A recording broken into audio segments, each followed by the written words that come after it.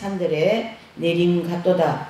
거기서 여호와께서 복을 명하셨나니 곧 영생이로다. 아멘. 시편 133편과 또 조금 한 장을 더 볼게요. 빌립보서 4장입니다. 자, 빌립보서 4장 참 많이 우리가 보는 성경 구절입니다. 빌립보서 4장 13절 시작. 내게 능력 주시는 자 안에서 내가 모든 것을 할 수 있느니라. 아멘. 자, 오늘 우리에게 주신 이 본문의 말씀은 두 개, 즉 시편 133편과 또 빌립보서 신약이죠. 빌립보서 4장 13절 이 두 개의 말씀을 중심으로 주제를 혈문산의 비밀이라는 그런 주제를 이제 좀 주제가 나왔습니다. 혈문산의 비밀. 네, 참 이 혈문산의 비밀은 정말 말 그대로 비밀입니다. 우리가 엄격하게 이렇게 따지고 보면 성경 전체 66권이 다 비밀이에요. 근데 하나님께서 구약에는 이제 하나님의 말씀을 특별히 받아서 선포하는 선지자 내지는 그 특별한 인물을 통하여 하나님께서 말씀을 주시고 그 한 사람의 인물을 통하여 아주 한나라인 이스라엘 백성들에게만 하나님 말씀이 선포되었습니다. 이게 굉장히 그 범위가 좁고 또 그 선포되는 내용들이 굉장히 이렇게 가려져 있어요. 그래서 구약의 내용이 더 많이 비밀이 많습니다. 그 비밀이 정말 많아서 그 비밀을 다 캐기 위하여는 정말 하나님이 함께 하지 않으면 그 비밀을 다 캘 수가 없어요. 근데 이제 우리가 신약에 넘어와서 보면 그 비밀의 가장 중심에 계시는 분이 예수님이시지 않습니까? 내가 메시아를 보내겠다. 처녀가 잉태하여 아들을 낳으리니 이름 누구라요? 예수라 하라. 이러한 비밀적인 모든 메시지가 이제 예수 그리스도께서 이 땅에 오시면서, 그렇죠? 이 땅에 오시면서 AD 1세기를 만들어 가시는 거죠. 그래서 주전과 주후가 있으면 주후 1세기를 만드시면서 이제 예수님이 이제 그 하늘나라의 모든 비밀과 또 그 아주 그 좁게 이렇게 하나님을 나타내고 메시지를 선포했던 그 강력한 메시지가 그 메시지인 주인이신 예수님이 이 땅에 오셔가지고 그 하늘나라의 비밀인 그 모든 비밀을 예수님을 통하여 다 선포되게 하셨죠. 그래서 이제 그 선포되게 하신 내용이 바로 신약성경 사복음서이죠. 그래서 하나님 나라에는 이러한 사람이 들어온다. 그래서 회개하라 천국이 가까이 왔느니라. 이렇게 하나님이 예수님 말씀하셔서 천국을 보여주시고 그 천국에 들어가는 모든 사람에게는 이러이러한 삶이 필요하다라는 산상수훈의 말씀, 그 엄격한 그 정말 사람으로서는 지켜낼 수 없는 그러한 산상수훈의 그 복음의 말씀을 예수님이 이 땅에서 오셔서 선포하십니다. 그것은 하나님 나라에 대한 비밀을 그 산상수훈을 통하여 어떤 사람이 들어갈 수 있는가, 또 얼마나 거룩하게 살아야만이 들어갈 수 있는가, 이러한 기준치를 그 산상수훈이라고 하는 복음을 통하여 비밀을 들춰내셨어요. 그 예수님을 통하여 이제 그 이 땅에서 선포해진 말씀이 결과적으로 복음 이렇게 얘기하지 않습니까? 그러니까 그 복음을 통하여 많은 사람들에게, 그렇죠? 성령이 오셔가지고 그 복음의 비밀을 알려주시고 깨닫게 하시고 변화시키고 이루어질 수 있도록 그렇게 하나님께서 역사하셨다, 이래 볼 수가 있습니다. 자, 그러면 이제 제가 그 비밀이라는 것을 조금 이제 뭐 이 짧은 시간에 다 말할 수는 없습니다. 혹시 이제 이게 오늘 시간 다 안 되면 또 다음 시간에도 넘어갈 수 있어요. 이 혈면산의 비밀, 굉장한 비밀입니다. 이것은 지금까지 제가 조금 설명한 것은 구약과 신약과 함께 복음으로 하나님 나라의 비밀을 다 예수님을 통하여 이제 선포합니다만은 더 많은 더 깊은 비밀이 있다. 그 얘기를 하는 거죠. 그래서 이 시편에 나오는 혈면산, 이 혈면산은 이제 그 이스라엘 가면 이제 산이 있어요. 그래서 그 이스라엘 산이 혈면산이라는 산이 있는데, 그 혈면산은 이스라엘 그 이제 그 혈면산을 중심으로 옆에 시리아가 있고 또 레바논이고 이런 형태로 이제 되어 있는데, 그 이스라엘과 시리아와 그 레바논과의 전쟁을 해서 아주 죽을 힘을 다하여서 이 혈면산을 이스라엘 땅으로 만들었어요. 그래서 그 혈면산을 이스라엘 백성들이 목숨 걸고 싸워서 그 혈면산을 이스라엘 산으로 만들었던 이유가 있어요. 바로 뭐냐면 혈면은 그 물이 이스라엘 백성 전체를 먹이는 물이 되는 거거든요. 그래서 혈면산은 해발 굉장히 높은 한 2000m 정도 되는데, 일본 가면 일본 후지산이 있지 않습니까? 그 일본 후지산이 3000m 정도 됩니다. 우리나라에서는 뭐 지리산, 또 한라산, 저 제주도 가면 한라산 있지 않아요? 또 설악산 가면 대청봉이 있지 않습니까? 그런 이제 높은 산들이 있는데, 그 산들은 이제 보편적으로 2000m 정도밖에 안 돼요. 그래서 한라산은 1950m, 또 설악산 가면 대청봉이 1750m, 또 지리산은 거기도 한 1900m 정도 될 겁니다. 꼭대기. 후지산, 일본에 가면 후지산이 있는데 그래도 제일 높은 산이라고 해서 거기 한 3000m 정도 되는 거죠. 그래서 이스라엘에도 가장 높은 산이 혈몬산이에요. 그래서 그 굉장히 높은 산에서 마르지 않는 폭포수와 같은 엄청난 물이 거기서 흘러내리거든요. 그래서 우리도 이제 그 이스라엘 한번 그때 갔을 때 혈몬산은 이제 꼭대기까지는 못 가죠. 워낙 높으니까. 그래서 이제 그 중간에 폭포수 내려오는 이제 거기를 이렇게 쭉 돌려봤는데, 정말 그 폭포수가요, 아주 그냥 그냥 굉장히 막 이렇게 팍 내리는 그런 걸 이제 보게 되었어요. 그래서 그 혈몬산에서 내려오는 그 폭포수, 즉 물을 통하여 이제 요단강을 건너서 이스라엘 모든 백성들에게 다 그 물을 먹인다, 이래 볼 수가 있습니다. 그래서 이스라엘 백성들은 절대 이 혈면산을 다른 나라에 빼앗기면 안 되는 거예요. 왜요? 물이 나오는 곳은 거기밖에 없기 때문에. 그래서 이제 거기에서 흘러내리는 모든 물이 전 이스라엘 백성들을 이제 이스라엘 백성들이 물을 공급하는 것처럼 우리의 영혼에게 하나님께서 이 물과 같은 은혜를 베푸시는 그 장소가 어디라고요? 하나님 나라의 천상 낙원이다, 이래 볼 수가 있는 거죠. 그래서 그 천상 낙원에서 흘러내리는 물이 이스라엘 백성들을 혈문산에서 흘러내리는 모든 물이 이스라엘 백성들에게 공급되는 것처럼, 하나님, 즉 영계에 있는 하나님의 나라에 하나님 보호자로부터 흘러내리는 그 은혜의 물이 하나님을 믿는, 즉 예수님을 믿는 모든 그리스도인들에게 흘러내린다, 이렇게 보셔야 되는 거예요. 그래서 이스라엘 백성과 혈문산, 그 다음에 또 신약에 지금 우리가 실제 하나님 나라의 보좌와 또 그리스도를 믿는 모든 그리스도인들에게 동일하게 그러한 은혜의 물이 마르지 않게 흘러내리고 있다, 이렇게 볼 수가 있는 거죠.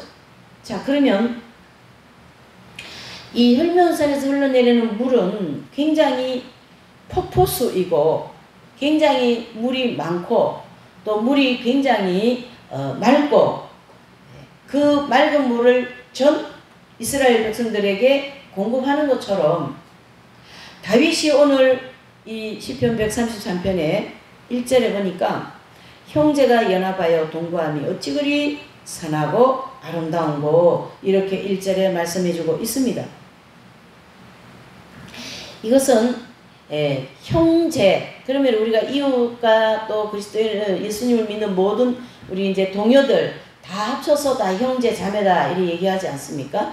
그러니까 그 형제 자매가 동거함이 얼마나 아름다운가. 자, 여기 형제 자매의 동거함이 우리가 교회에서도 그렇고 어떤 뭐 이런 선교단체라든가 뭐 수도단체도 마찬가지입니다. 이 사람이 모여 있는 곳은 오늘 이 시편에서 말씀하고 있는 1절의 말씀, 형제가 동거하며 어찌 그리 아름다운, 그게 잘 이루어지지 않습니다. 왜 그렇습니까? 우리 속에 아직까지 죄성과 이 결정과 아주 다듬어지지 않은 인격들로 인하여서 서로 부딪히고 서로 미워하고 서로 막 싸우고 막 그렇지 않습니까? 그래서 교회에서 목회자하고 성도하고 싸우고 성도들끼리 싸우고 또 막 또 뭐 이런 총회 같은 데 가면 말이죠. 목회자들끼리도 막 싸우고 막 이런 거 막 집어던지고 싸우기도 하고 막 그래요. 그렇게 하는 모든 그 모임은 다 그리스도인들이 모인 장소이거든요. 근데 어쩌면 그렇게 싸우냔 말이에요. 그쵸? 그냥 남이 좀 어느 다른 교회 좀 잘 되면 시기가 나서 그냥 그 깎아내리려고 하고 또 막 그 사람의 문제점 결점들 막 말해가지고 이렇게 하는데 무슨 형제가 동거함이 아름다운 거가 이 말씀이 이루어지겠냐 이런 얘기입니다. 예. 이 안에 비밀이 있다 이래 볼 수가 있는 거죠. 그러면 어떻게 할 때에 이 형제가 동거함이 어떻게 해요? 아름다운 거. 다윗은 분명히 자신이 뭔가를 체험하고 깨닫고 성령의 그 강력한 은혜의 도움으로 이 오늘 시편 133편을 기록했는데 그렇죠? 예. 기록했는데 어째 성전 안에서도 싸우고 성교단 안에서도 싸우고 수도원 안에서도 싸우고 그리스도인들이 모인 곳에 더 싸우고 그래서 막 세상에 부끄러움을 당하고 그러는데 어떻게 형제가 동거함이 아름답냐 그 얘기를 해주는 거죠. 자, 여기 안에서 첫 번째 비밀은 이 1절에서 나오는 이 비밀은 반드시 이 형제가 동거함이 아름다운 것은 결과적으로 보면은 천국에 들어가야만이 되는 거예요. 그런데 아직 우리가 이 땅에서 많이 그리스도인들이 살고 있지 않습니까? 그러면 이 형제가 동거함이 언제 되느냐? 바로 광야의 연단을 다 마치고 여호수아서 5장 9절의 말씀과 같이 그 한 영혼이 광야의 연단을 다 마치고 그렇죠?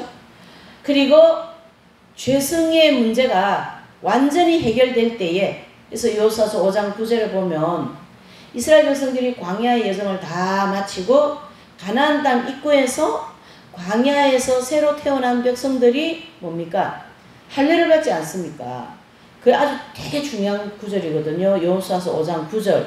이게 그 여호수아서 5장 9절에 이스라엘 백성들이 광야에서 새로 태어난 백성들이 할례를 받고 가나안 땅이라고 하는 천국에 들어가는 것처럼 예수님을 믿는 모든 그리스도인들, 즉 하나님의 백성들은 이 광야의 모든 연단을 다 마치고 우리 속에 있는 새로운 사람이 예수 그리스도의 보혈의 능력으로 원죄의 뿌리, 그렇죠? 그 원죄의 뿌리라고 하는 할례를 받고 그 다음에 가나안 땅이라고 하는 천국에 들어간다. 이렇게 볼 수가 있는 거죠.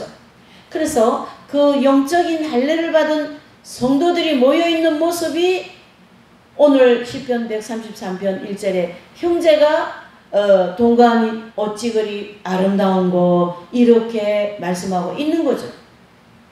그래서 이 경험이 되어진 다윗은 즉 다윗의 여정도 참 장난이 아니죠. 사울의 쫓김과 또 그 광야에서 또 원수를 향하여 끝까지 사랑하고 원수를 죽일 수 있는 기회가 주어졌지만 그 원수를 죽이지 아니하고 오히려 여호와 하나님께 그 원수를 맡기면서 사울 왕을 향하여서 이 다윗은 아름다운 빛된 생활을 보여주고 있습니다. 다윗의 여정을 보면 그러면서 다윗이 그 광야의 모든 연단의 과정을 다 마치고 이제 다윗의 영혼에 뿌리를 내리고 있는 그 원죄 문제 있지 않습니까? 그것이 뿌리가 뽑아지고 그 영의 지성소에 예수 그리스도의 생명이라고 하는 그 생명이 합일되었단 말이에요.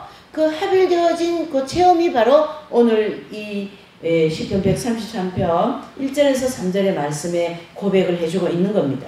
그래서 그 체험이 되어진 자신의 눈으로 자신의 마음으로 모든 사람들을 보니까 그 형제들이 너무나도 사랑스럽고 너무나도 아름답다. 그러한 표현을 해주고 있고 이제 다윗은 이 땅에 있으면서 이미 다윗의 영의 지성소에는 예수 그리스도의 생명이 혈면산에서 흘러내리는 폭포수와 같은 폭포수의 은혜가 내리고 있다라는 거예요. 그것을 오늘 이 시편 133편을 통하여 이제 이렇게 설명을 해주고 있습니다. 그래서 다윗은 이스라엘 사람 중에 이스라엘 사람 아닙니까? 어찌 혈몬산에서 흘러내리는 그 폭포수를 모르겠습니까? 그렇죠? 그래서 내 영혼에 지금 내 속에 이 폭포수와 같은 은혜가 혈몬산에서 흘러내리는 폭포수 같은 은혜가 나에게 지금 흘러내리고 있습니다. 그 고백을 해주고 있는데 그것을 시적으로 이렇게 표현해 준 거예요. 정말로 아름다운 시적으로. 형제가 동거하면 어찌 그리 아름다운가. 이것이 완성되는 때는 하나님 나라인 천국을 가르치게 하고 이것이 이 땅에서 그 경험이 되어지고 있는 다윗이 볼 때에 모든 형제가 너무나도 아름답게 보인다. 그러나 그 경험이 되어지지 않는 폭포수, 즉 혈몬산에서 흘러내리는 그 폭포수가 아직까지 경험이 되어지지 않고 그 영의 지성소의 죄악성의 뿌리, 원죄죠. 그 죄악성의 뿌리가 있는 영혼들은 동거함이 그리 아름답지가 않습니다. 이해되시죠? 그러나 다윗이 볼 때는 아름답다는 얘기예요. 왜 그럴까요? 그것은 내가 보는 관점, 생명의 폭포수를 가지고 예수 그리스도의 중심으로 보는 저 관점, 성도들을 내지는 형제를 볼 때 정말 아름답거든요. 그래서 제가 이제 그 선생님하고 이제 같이 있을 때 선생님께서 그런 말씀 한 적이 있어요.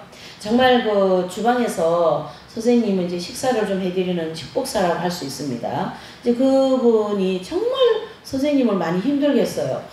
그냥 막 선생님께 막 퍼붓고 한날 아침에 제가 이제 선생님 댁을 갔는데 그분이 막 선생님 이렇게 누워 계신데 앞에 앉아가지고 막 뭐라고 막 퍼붓고 말이죠. 막 혈기가 막 방장해가지고 막 난리가 났어요. 밖에서 내려보니까. 그래서 제가 화가 나더라고요. 아니 선생님이 뭐 잘못했다고 선생님한테 왜 이래 저분. 그러면서 저도 이제 속에서 막 부글부글 된 거죠. 그리고 이제 그분이 이제 다 자기 할 말 다 하고 나왔어요. 그리고 이제 제가 들어갔을 때 제가 그랬습니다. 아니 선생님, 아니 저분 왜 선생님한테 맨날 저런 식으로 불평하고 선생님한테 저를 포부됩니까 하면서. 그러니까 그 선생님께서 이제 하시는 말씀이 아유 그렇지 않다고 얼마나 저에게 고마운 분인지 모릅니다. 밥을 해주시죠. 또 뭐 그분의 좋은 점을 또 열심히 얘기하시더라고요. 저보고. 그러면서 그냥 그러한 분을 보면 그냥 이 마음에서 사랑이 그냥 자동 오토매틱으로 그냥 그 사람에 대한 사랑의 마음이 확 나간다라는 거예요. 그러니까 막 앞에서 불평하고 불만해도 그 사람이 어떻습니까? 사랑스럽다라는 거예요. 사랑스럽다라는 거예요. 이것은 결국 하나님의 말씀에 우리가 원수를 사랑하라는 말씀이 이루어지고 있는 거예요. 그 선생님의 영의 안에 혈몬산에서 흘러내리는 생명의 폭포수가 지금 쫙 흘러내리고 있기 때문에 다른 말로 하면 생명이 합일이 되어서 계신 분이기 때문에 그 예수님이 아니 이분들에게는 합일되어서 계신 분들이거든요. 그러니까 그런 관점으로 보니까 막 나를 막 그렇게 괴롭히고 아는 일도 했다 하고 막 그렇게 해도 그 영혼을 향하여 사랑의 마음이 생긴다라는 거예요. 그렇게 말씀하시더라고요. 그래서 안에서 생명력이 예수 그리스도의 생명이 그러한 강력한 사랑의 능력으로 나가게 하시는구나. 이렇게 실제 경험되어진 분을 통하여 들었다. 이럴 수가 있는 거죠. 아직도 광야에서 연단이 맞춰지지 않는 성도들은 이 경험이 되어지지 않는 분들은 내 자존심 조금만 건드리고 말이죠. 내가 업적 조금만 깎아내리고 자기 한 일 조금만 잘 안 된 것처럼 얘기하면은 안에서 뭐가 나와요? 막 화가 나고 미움이 나오고 막 혈기고 막 말도 막 불평 불투명하게 하고 말이죠. 그렇게 하지 않습니까? 그러면 겉으로도 안 드러내도 속에서 뭐야 이렇게 중얼중얼 하고 말이죠. 아유, 우리가 그런 게 얼마나 많습니까? 그런 것이 나오는 또 속에서 아직도 있는 그러한 분이라면 이 헐몬산에서 흘러내리는 폭포수의 경험이 아직 안 되어져 있다. 다른 말로 하면 아직 광야에서 죄와 정욕과 싸우고 있는 여정에 서 있다. 이래 볼 수가 있는 거죠. 이 대목에서 바로 비밀이다. 이런 얘기입니다. 그래서 오늘 이 주제가 혈몬산의 비밀 아닙니까? 혈몬산에서 흘러내리는 이 폭포수의 은혜가 체험되어진 분들과 체험되어지지 않는 분들과 엄격하게 차이가 난다는 얘기예요. 이 혈몬산에서 흘러내리는 폭포수와 같은 은혜를 체험되어진 분들은 그 원수를 향해서 그대로 사랑이 나가버립니다. 그리고 우리가 도저히 감당할 수 없는 그러한 선의 능력이 막 나가버립니다, 여러분. 그래서 이 은혜는 하나님께서 인간에게 주시고자 하시는 최고의 은혜, 더 이상 큰 은혜가 없습니다. 이해되시죠? 하나님께서 우리 인간에게 주시고자 하시는 이 최고의 은혜가 바로 혈몬산에서 흘러내리는 이 폭포수의 은혜다. 이걸 가르쳐서 교회 시대에 계시록 2장 3장에 보면 7 교회를 향하여서 주님이 주신 메시지가 있어요. 그 메시지에 성도들 모두 내지는 목회자 개인에게 내지는 성도 한 부분에게 이렇게 그 2장 3장에 나오는 7 교회를 통하여 주시는 메시지가 3단계로 나누어서 던져져 있는 메시지입니다. 그래서 그 메시지를 보면 라우디게아 교회, 서머나 교회, 또 두아디라 교회 7 교회가 있지 않습니까? 에서보도 사빌라 그 7 교회를 향하여 주신 그 모든 메시지의 마무리에는 주님이 성령이 교회들에게 하시는 말씀을 들을지어다. 이기는 자는 이와 같은 축복을 주시겠다. 그런 말씀하신 겁니다. 자, 그래서 이기는 자가 이 경험을 한다. 이래 보셔야 됩니다. 이기는 자. 그러면 무엇과 우리가 싸워서 이기는가? 바로 세상, 이 엄청난 거짓으로 가득 차 있는 세상과 그 다음에 마귀는 우리를 쉬지 않고 넘어뜨리려고 우는 사자같이 살핀다. 우는 사자같이 두루 살피고 있다. 이렇게 성경은 기록하고 있거든요. 그와 같이 우리 주변에는 우리를 믿음 떨어지게 하고 교회 못 나가게 하고 하나님 말씀대로 못 살게 하고 죄짓게 만들고 미운 사람 미웠게 하고 그냥 가정 파괴, 자녀 파괴 막 이렇게 하려고 우리 주변에 마귀가 진을 치고 있다. 이래 보셔야 돼요. 그런 거칠고 사나운 환경과 싸워서 이겨라. 이런 뜻입니다. 여러분. 이기는 그 대상이. 그 다음에 세 번째로는 이제 마귀와 싸워서 이겨야 됩니다. 그쵸? 이 마귀는 어떻게 하냐면요. 그냥 막 뿔을 가지고 드라큘라 같이 이빨이 막 나가지고 피를 주르르 흘리고 그렇게 나타나면 어머 저거 마귀야. 그러고 우리가 금방 알아듣지 않습니까? 근데 그렇게 안 나타나요. 어떻게 나타납니까? 강명한 천사같이 나타난다고요. 그래서 새치허 같은 그런 말로다가 아주 그냥 사람을 막 비단결같이 말해버리고 막 그렇게 하는데 속은 이리가 들어앉아 있는 거예요. 그런 마귀와 싸워서 이겨야 된다. 그러려면 분별을 해야 되고 사람 말에 휘둘리지 말아야 되고 진리 위에 든든히 서야 되고 주시는 연단을 믿음으로 잘 이겨야 되고 그러한 다양한 우리가 광야에서 신앙생활을 해야 되는 그러한 내용이 있다라는 거죠.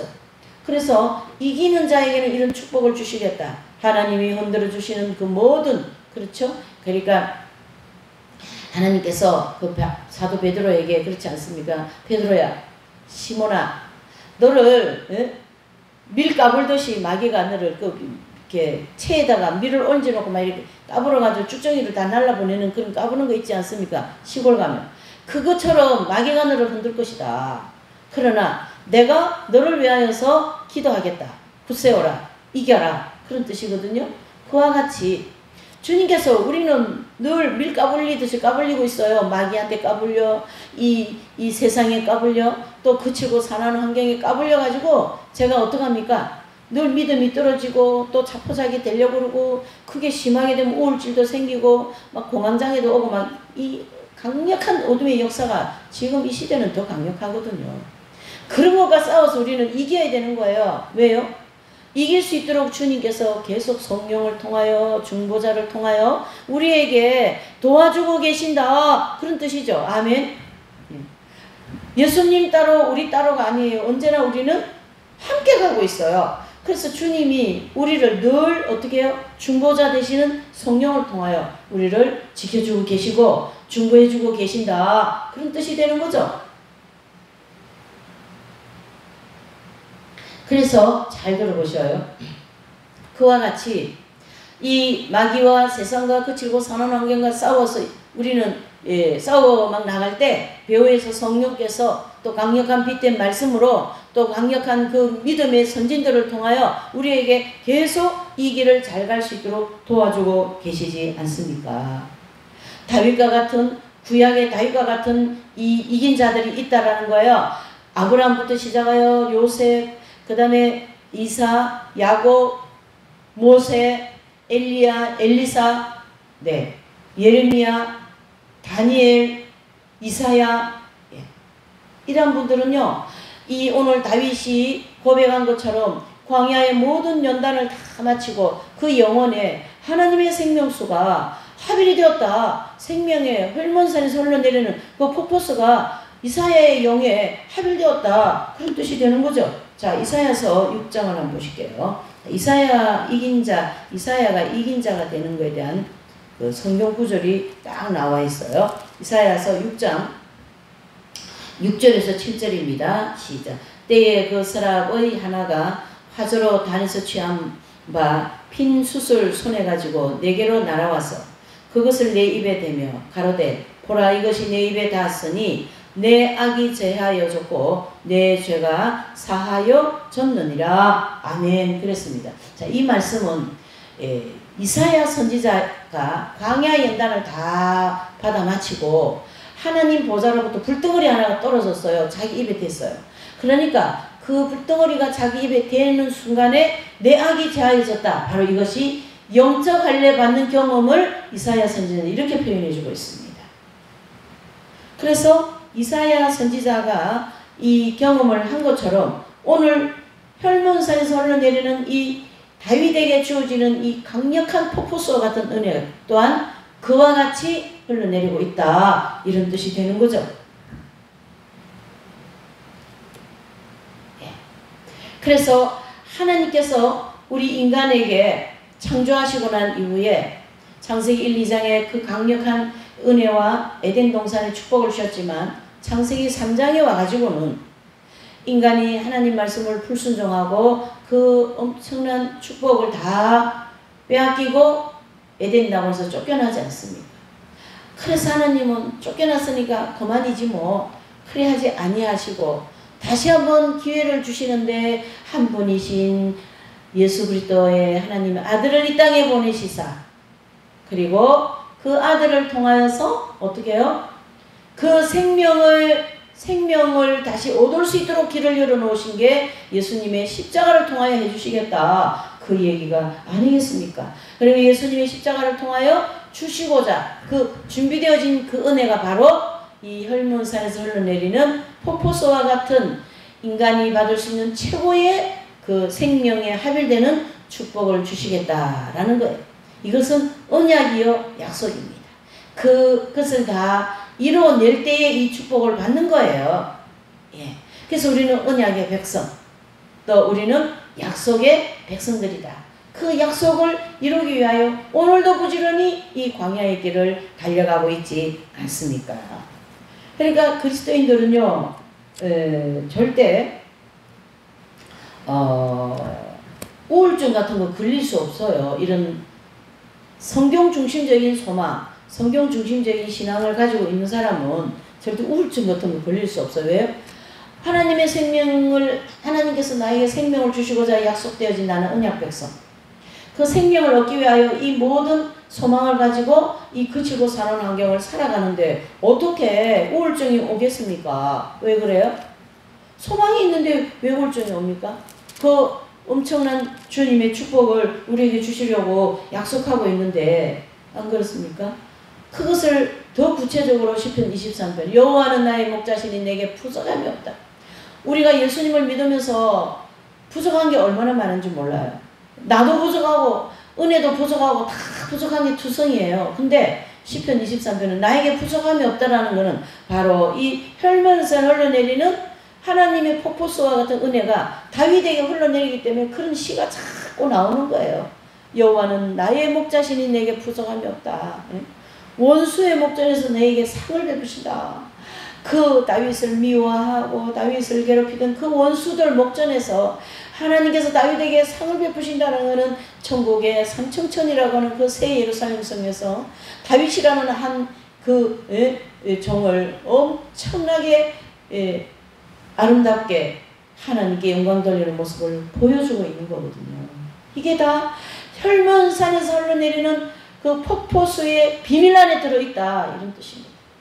이 광야의 연단 과정을 마치지 않으면 혈문산에서 흘러내리는 이 폭포수는 받을 수가 없는 거예요. 광야의 연단을 다 마친다라는 것은 하나님의 생명수와 같은 이 폭포수가 그 영혼에 흘러내리면은 하나님은 거룩한 분이지 않습니까? 그러면 폭포수는 엄청 거룩한 하나님의 은혜의 물이 아니겠어요? 성령의 생명의 그런 물이니까. 그러니까 그릇이 깨끗해야 그 강력한 폭포수의 물이 흘러내리지 않겠습니까?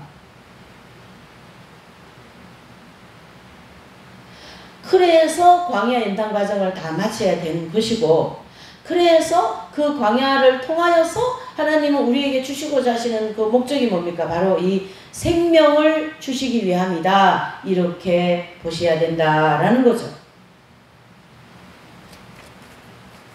그래서 2절에 보면 머리에 있는 보배로운 기름이 수염 곧 아론의 수염에 흘러서 그 옷깃같이 내림 같고 그랬습니다.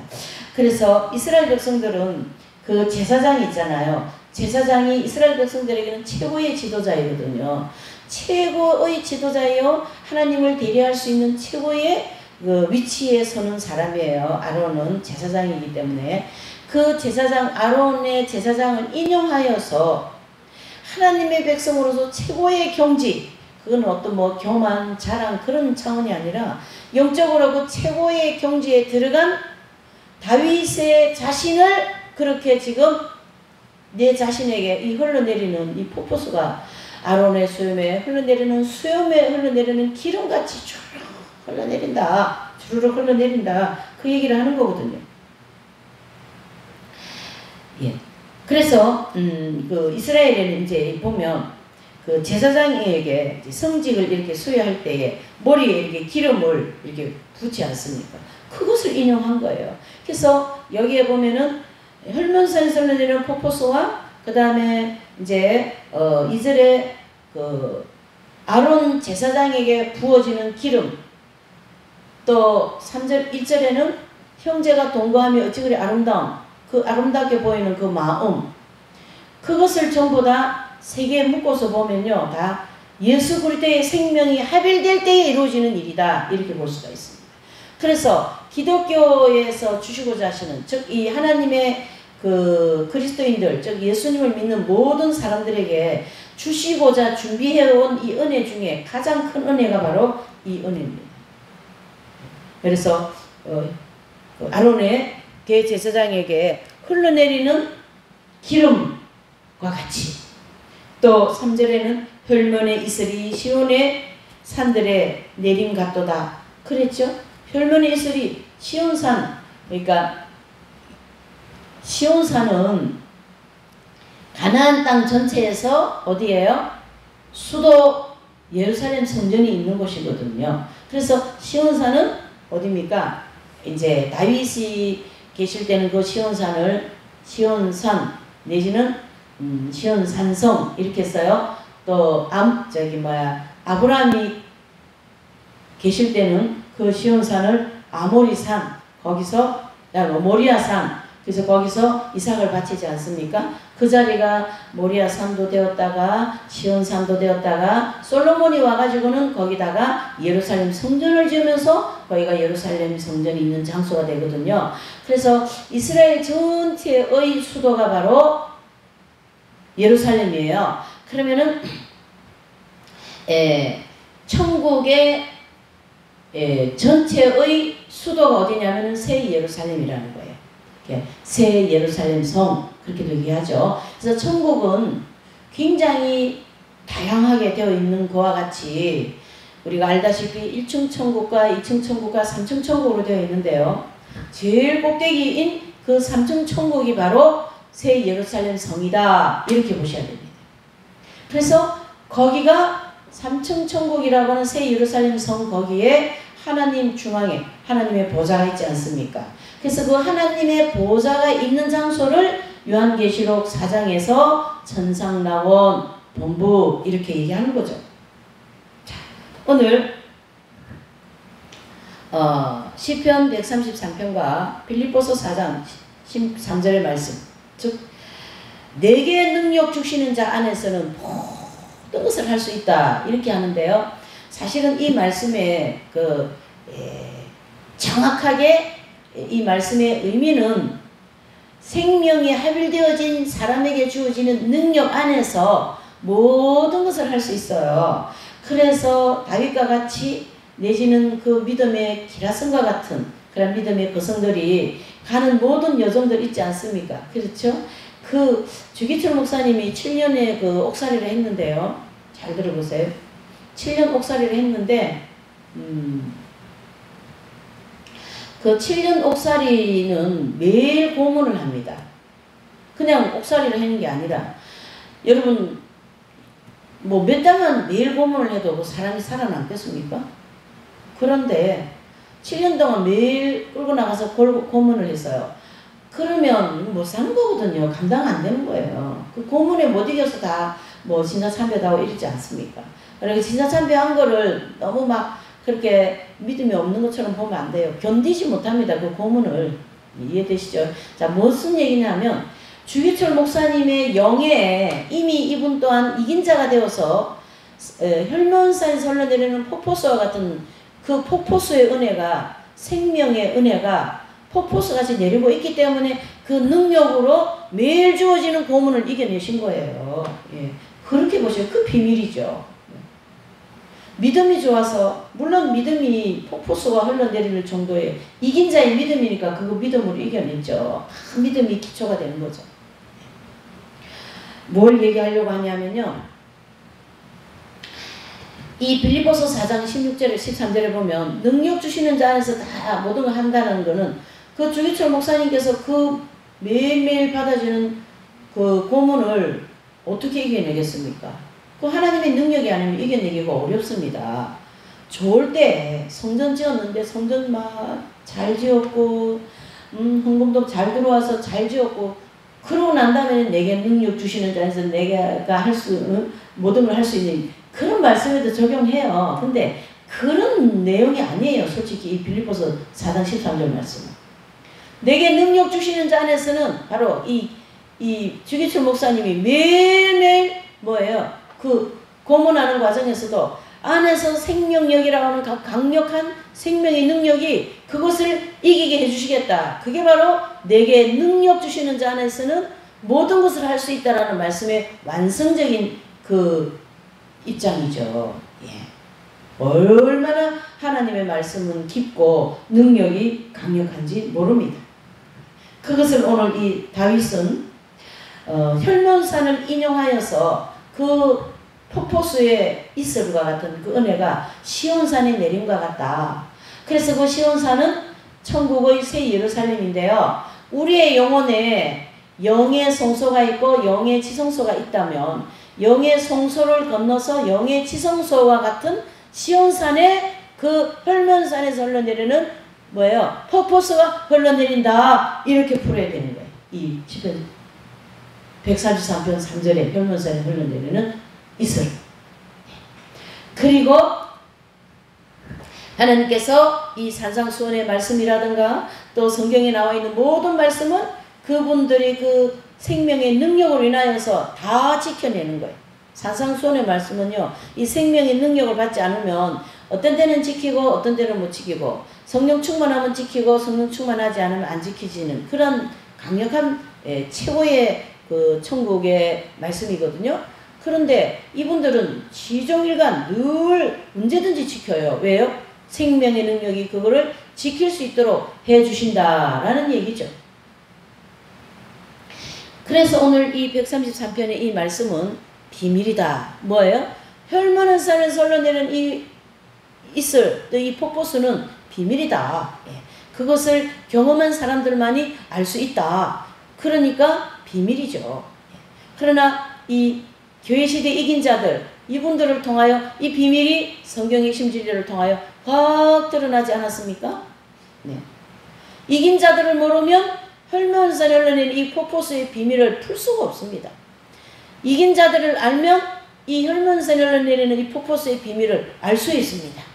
풀어집니다. 그러면서 다윗은, 자 보세요. 133편 3편의 후반절에 여호와께서 복을 명하셨나니 곧 뭐라고요? 영생이로다. 자, 이 영생에 대해서 우리 한번 보시면, 영생은 천국 가면 우리가 영생한다 이렇게 보편적으로 알고 있지 않습니까? 자, 우리가 이제 예수님 믿었으니까 다 영생을 향하여 영생 갑니다. 근데 이 영생이 영원히 산다라는 뜻이잖아요. 그러면 이 혈몬산에서 흘러내리는 폭포수의 경험을 하시는 분들은 이 땅에서부터 영생하고 계세요. 안 죽어요. 그래서 이분들을 향하여 휴거되는 성도들이다. 이렇게 얘기하는 거예요. 그래서 이분들은 어떻게 해요? 몸은 이 땅에 가지고 있지만은 그분들의 영혼은 이미 이긴 자가 되어서 영의 회복이 다 되어서 그 예수님의 생명이 그 영혼에 들어와 계시기 때문에 이분들은 어떡합니까? 영생의 길을 지금부터 가고 있는 거예요. 그래서 다윗도 또 이 땅에 그 주기철 목사님도 또 이 성경의 심진리 저자이신 선생님 K 선생님도 마찬가지입니다. 이 땅에 그 고난, 육체의 고난을 가지고 있지만 영은 회복되셔가지고 혈문산에서 흘러내리는 폭포수를 매일매일 경험하신 거거든요. 그러니까 이 땅에 이렇게 계시면서 영생을 늘 맛보신 거예요. 이 체험을 이성보 목사님은 이렇게 말씀하셨어요. 내가 예수님을 마시고 있다 이렇게 얘기하고 있어요. 예수님을 어떻게 한다요? 마시고 있다. 내가 예수님을 마신다. 예수님을 마신다라는 이 말은 그 이성보 목사님의 영의 지성소에 혈문산에서 흘러내리는 폭포수가 지금 샥 지금 흘러내리고 있다. 그 표현을 그렇게 하신 거예요. 그분은. 제가 늘 교회시대의 이긴 자들을, 그 위대한 영성가들을 많이 인용하지 않습니까? 그분들이 이런 경지에 들어오신 분들이고 이 혈문산의 비밀을 아는 분들이다. 그래서 기독교의 진리는 깊다. 깊다. 이런 뜻을 계속 얘기하는 거죠. 그래서 하나님이 주시고자, 인간에게 주시고자 하시는 이 최고의 은혜, 혈문산에서 폭포수같이 내리는 은혜다. 다윗은 이처럼 자신이 경험을 한 이 내용을 시편 133편에 기록하고 있습니다. 이 말씀을 오늘 정리하면 이 은혜는 믿음과 연단과 회개와 예수 그리스도의 말씀과 또 주님께서 우리에게 주어진 모든 사명, 이러한 것을 충실하게 실행하고 실천하며 나갈 때에, 그러한 실천적인 삶을 살아갈 때에 우리 영혼이 점진적으로 성장을 하여 성장을 이루어지면서 그 영혼 안에 하나님의 생명이신 성령께서 조금씩 그 영혼을 점령해서 하나님의 사람으로 만들어 가더라라는 거예요. 이게 속사람이 만들어지는 거거든요.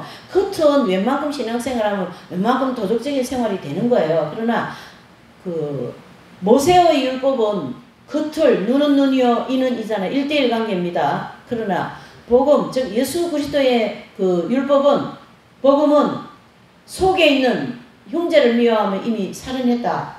여자를 보고 음욕을 품으면 이미 간음했다. 이렇게 내면의 죄를 다루기 때문에 내면까지도 다 거룩해져야 된다라는 뜻을 가지고 있어요. 그러면 이 포포수의 은혜를 받은 분들은 내면이 깨끗하게 되었다. 이렇게 볼 수 있는 거죠. 그릇이 깨끗해졌다. 그래서 그 영적인 성장이 반드시 필요합니다. 영적 성장이 너무 안 되어서 늘 어린아이 단계에 있는 신앙생활, 어린아이 단계에 있는 목회생활 하니까 이 교회가 지금 소금과 빛의 역할을 못하고 있는 현실이 되었다. 이래 보셔야 돼요. 영적 성장은 반드시 하셔야 됩니다. 성장이 안 되기 때문에 교회 그리스도인들이 세상의 사람인가 그리스도인들인가 구분이 안 가는 거 똑같이 세상적이고 정욕적으로 사니까요. 더하다 소리도 많이 하지 않습니까? 왜 그래요? 성장이 안 돼서 그런 거거든요. 왜 어린아이 단계에 있기 때문에. 자, 어떻게 해요? 이 영적인 성장을 이루며 주어지는 그러한 체험입니다.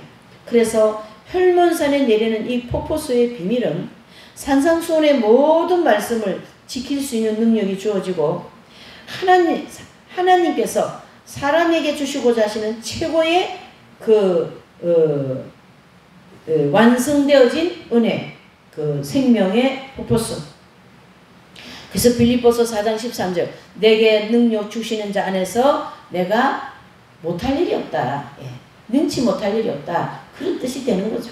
그래서 사도 요한은 요한계시록을 기록한 분이죠. 요한복음, 요한 1, 2, 3, 4, 그 다음에 요한계시록을 기록한 분인데 이분 또한 그 경험을 하신 분이거든요. 이 혈문산 흘러내리는 폭포수를 경험한 분이거든요. 이렇게 이 사도 요한도 어때요? 어딥니까? 귀향을 간 데 있지 않습니까? 귀향 가기 전에 이 로마의 사람들이 이제 사도 요한을 죽이려고 그 기름가마 갖다 집어넣어 버리지 않아요? 그래도 기름가마에서도 살아난 사람이에요. 치킨을 만들려고 해도 치킨이 안 돼. 왜 그래요? 안에서 생명력이 강력하게 역사하기 때문에 그런 기적이 막 나타나는 거예요. 능력 주시는 자 안에서 넣지 못할 일이 없다. 그런 말씀들이 다 이루어지는 거예요. 성경에 나와 있는 모든 예수님이 말씀하신 모든 복음의 메시지가 이 이인자의 경험에 들어가신 분들을 통하여 다 이루시는 그러한 하나님의 놀라운 역사를 볼 수가 있습니다. 우리가 이러한 강력한 그 하나님의 은총을 하나님 우리에게 준비해 놓으시고 우리에게 오늘도 주시고자 이 말씀을 또 선포하게 하시고 또 듣게 하시고 믿어지게 하시고 또 다음 주부터 있을 요한계시록 사경회를 통하여 이러한 진리가 더 구체적으로 체계적으로 전파되겠죠. 그래서 그 말씀을 들으시고 이 마지막 때에 더 주님 뜻대로 또 내 영혼을 성장하기 위하여서 조금씩 달려가시는 저와 여러분들이 다 되시기 예수님 이름으로 축원하며 축복을